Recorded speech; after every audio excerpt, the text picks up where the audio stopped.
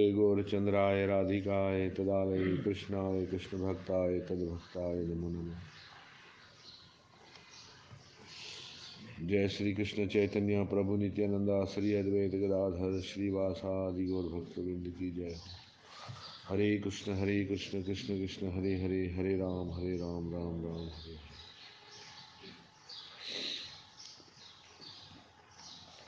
अब जो है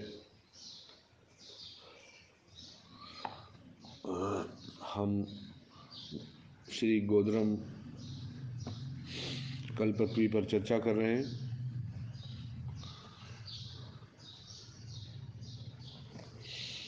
और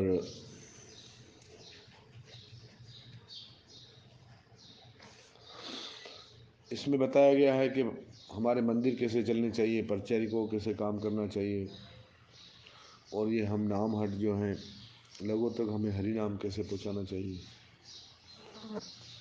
कच्चे भक्त कौन से हैं, पक्के भक्त कौन से हैं, सारी सूचनाएं इसमें दी गई है। कृष्ण भावना अमृत की जो बुनियाद है वो क्या है। विशेष वार्ता में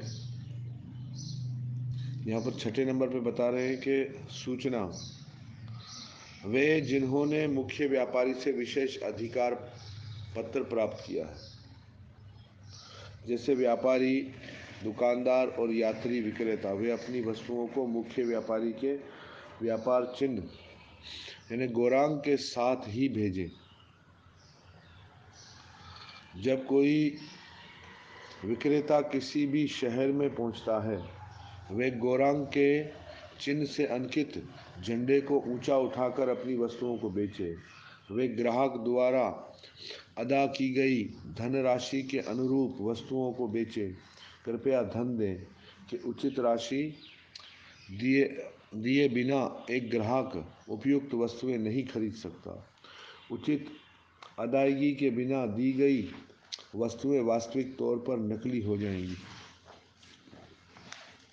जिस पर पहले भी हम विस्तार से बात कर चुके हैं, फिर एक बार थोड़ा सा दोहराएं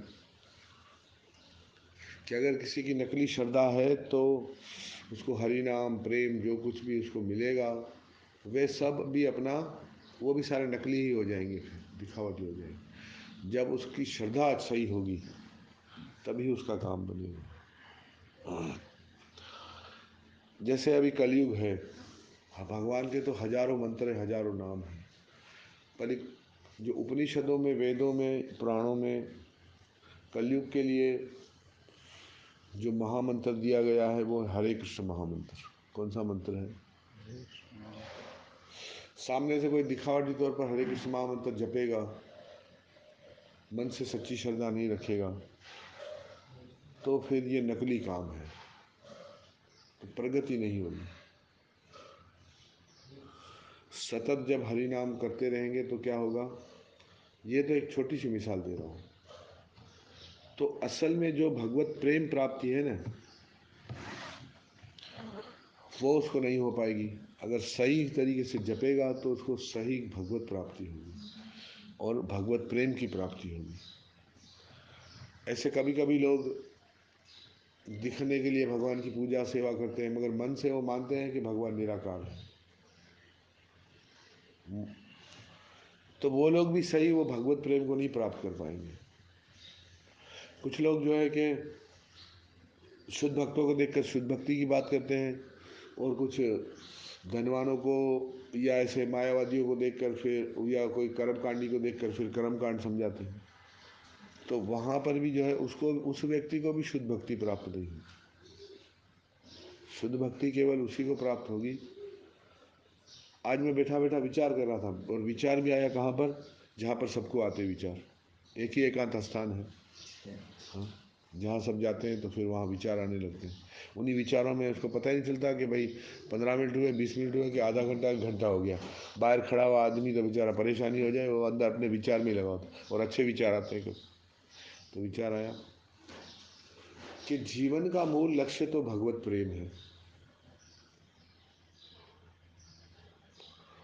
पर भगवत प्रेम, भगवान और भक्त के बीच में पद आ जाते हैं। कृष्ण भावनामृत में हम जुड़ते हैं ना, तो विषय तो भगवत प्रेम है कि भाई हमें क्या है, भगवत प्रेम प्राप्त करना है। फिर वो भगवत प्रेम किसी किसी का लक्ष्य रहता है। अधिकतर जो भी साधक जुड़ते हैं ना, उनका लक्ष्य पद पर आ जाता है। पद, अधिकतर गुरु के पद को प्राप्ति के, गुरु पद की भावनाओं की पद, ये बहुत बड़ा उस पर विघन आ जाता है कि भगवत प्रेम की बजाय एक भगवत प्रेमी भक्त अपने आप को सिद्ध करने की बजाय हर व्यक्ति अपने आप को गुरु सिद्ध करने में लगा हुआ है। ये मेरी अनुभूति। मैंने कहा भाई ये कैसे, देखो भगवत प्रेम, पद और प्राप्ति, ये तीन विषय है। अभी कृष्ण भावना अमृत में कौन भगवत प्रेम चाहता है, कौन पद चाहता है और उसको कैसी प्राप्ति होती है। हरिनाम तो चिंतामणि है। हमारे मन में इच्छा होगी, जिस भी भाव की हरिनाम करते रहो, वो काम हो ही जाएगा। पर उसके बाद उसका परिणाम क्या होगा, उसके लिए सतर्क होना है।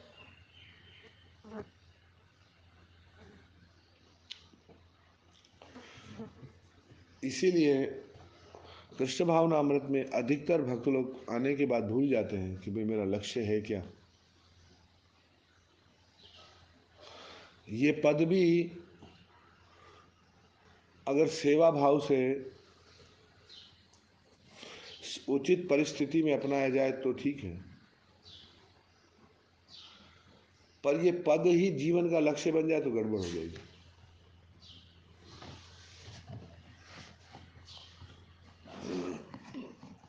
श्री चैतन्य चरितमृत में भगवान चैतन्य ने कहा है कि वे देखना चाहते हैं कि हर किसी को पवित्र नाम की कृपा और भगवत प्रेम का फल भी मिले, लेकिन वे इस बात से चिंतित थे कि वे अकेले हर किसी तक नहीं पहुंच सकते। और हम सबको भी यही विचार रखना चाहिए। जब चैतन्य महाप्रभु ये विचार करते हैं कि अकेला मैं नहीं कर सकता हूँ, तो फिर हमारे मन में कैसे विचार आए कि भाई हम भी ये अकेला किया या हम ये अकेले ही कर लेंगे। यहाँ विचार करने, हमें ये विचार करना चाहिए कि हम अकेले नहीं कर सकते, हमें दूसरों के साथ की सतत जरूरत है। इसलिए उन्होंने हर किसी को सहायता देने के लिए आदेश दिया। मैं अकेला माली हूँ, उन्होंने कहा, मैं कितनी जगह जा सकता हूँ। इसलिए हमें और अधिक प्रचारक तैयार करने हैं, हमें अधिक से अधिक प्रचारक तैयार करने हैं। और उनको ये शक्ति कैसे प्राप्त होगी प्रचार की, वह उसे हमें पहले कहा ना, गौरांग महाप्रभु का चिन्ह होना चाहिए। तो हमें गौरांग महाप्रभु की कृपा उसे कैसे प्राप्त होगी, वो कैसे काम कर सकता है, ये उसे समझाना बहुत जरूरी है। और जब भक्त शक्ति संपन्न हो जाएंगे, सब प्रचार करेंगे। अब प्रचार केवल बोलने से नहीं किया जाता है, महत्वपूर्ण तो आचरण से प्रचार होता है। पूजा भी प्रचार है, सेवा भी प्रचार है, वक्तव्य देना ही खाली प्रचार नहीं है कि भाई आगे व्यास शासन पर बैठे, हमें सबके साथ व्यवहार, सबका ध्यान रखना और सबको लेकर चलना, ये भी प्रचार है।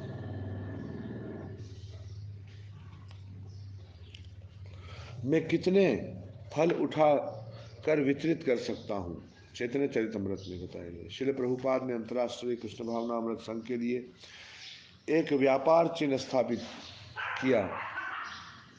उन्होंने कहा था कि चैतन्य महाप्रभु के जो उन्होंने जो कृष्ण भावना अमृत शुरू की, श्रील प्रभुपाद ने, ऐसी भक्ति वेदांत स्वामी श्रील प्रभुपाद हमारे दादा गुरु, तो उन्होंने कहा कि ये एक चैतन्य महाप्रभु के वृक्ष की शाख है।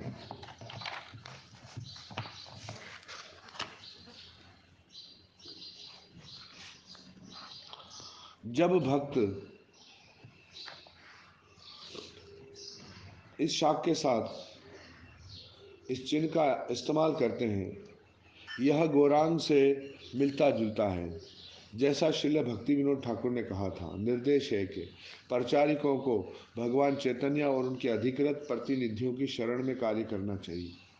सभी भक्तों को समझना चाहिए कि हम भगवान चैतन्य के संकीर्तन आंदोलन के सदस्य हैं और सिर्फ उनके प्रतिनिधि के रूप में कार्य कर रहे हैं। अगर कोई पूर्ववर्ती आचार्यों के आदेशों का दृढ़ता से पालन नहीं करता, उसकी प्रचार की शक्ति कम हो जाएगी।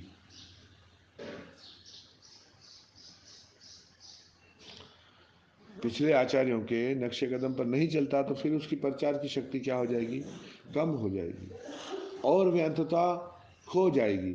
नकली वस्तुएं प्रचार के एक गुण को इंगित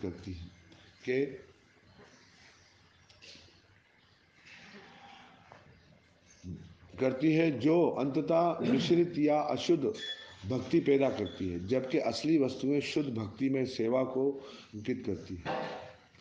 तो यहाँ पर बहुत महत्वपूर्ण बात है कि जब हम अपनी कुछ मिलावट करते हैं, पूर्व आचार्यों के नक्शे के दम पर नहीं चलते हैं, तो प्रिय भक्तों, ये जो है बहुत ही खतरनाक हो जाता है। फिर वो शक्ति चली जाती है प्रचार की। फिर जिस तरह काम हो रहा होता है उस तरह काम होना बंद हो जाता है। हर वर्ष गौर पूर्णिमा से पहले सभी व्यापारी, दुकानदार और विक्रेता को अपनी बिक्री की गतिविधियों की एक विस्तृत जानकारी भेजनी चाहिए। उन्हें स्पष्ट रूप से लिखना चाहिए कि वे आने वाले वर्ष में कहाँ जाने की योजना बना रहे हैं। सभी भक्तों को अपने अपने प्रचार की योजना, अपने अपने प्रचार के कार्य सब अपने बड़ों को बताने चाहिए और वहाँ से वो सारे भक्तों को भी पता चले वे कितने दिन कार्य करेंगे और उनके संभावित ग्राहक कौन होंगे। प्रचार उन्नत करने के लिए हर मंदिर, नामहट समूह और यात्री प्रचारकों को वार्षिक रिपोर्ट देना जरूरी है। रिपोर्ट में न केवल पिछले वर्ष के नतीजे और गतिविधियों से संबंधित जानकारी होनी चाहिए, अपितु आने वाले वर्ष की योजनाएं भी होनी चाहिए। यहाँ श्रील भक्ति विनोद ठाकुर दिखाते हैं कि कैसे उनके कार्यक्रम के निश्चित उद्देश्य और नीतियाँ थी। इन सब बारीकियों के साथ के आने वाले वर्षों में प्रचार हेतु कितने दिन समर्पित किए जाएंगे और लक्ष्य ग्राहक कौन होंगे। उसी तरह हर नाम हट समूह और मंदिर की अपने क्षेत्र में सामुदायिक प्रचार के विस्तार के लिए एक वार्षिक प्रचार नीति होनी चाहिए। विभिन्न तरह के खरीदारों के लिए विभिन्न बेचने के तरीके जरूरी हैं और उन तक पहुंचने के लिए एक सुविधाजनक योजना निर्मित होनी चाहिए। ये सब कृष्ण भावना अमृत को एक दक्ष और प्रभावी तरीके से प्रचार करने हेतु एक उच्च विकसित कलात्मक टेक्निक दर्शाता है। उद्देश्य प्राप्ति हेतु प्रबंध और खरीद फरोख्त की आधुनिक तकनीकों में से कुछ खास होना नहीं है जो भक्ति विनोद ठाकुर द्वारा प्रदर्शित 19वीं शताब्दी के नामहट प्रचार के आभास में जोड़े, बल्कि भक्ति विनोद ठाकुर ने रूपक और आध्यात्मिक उदाहरणों के द्वारा रुचिकर प्रदर्शन देकर उस आभास को और बढ़ा दिया है। उन्होंने आगे आने वाले समय को ध्यान में रखते भक्ति विनोद ठाकुर महाराज ने एक आभास दिया, एक ख्याल दिया, ऐसा होगा, ऐसा होगा, ऐसा होना चाहिए, ऐसा होना चाहिए। और आगे आने वाले समय में ये चीज़ें अब कार्यान्वित हो रही हैं।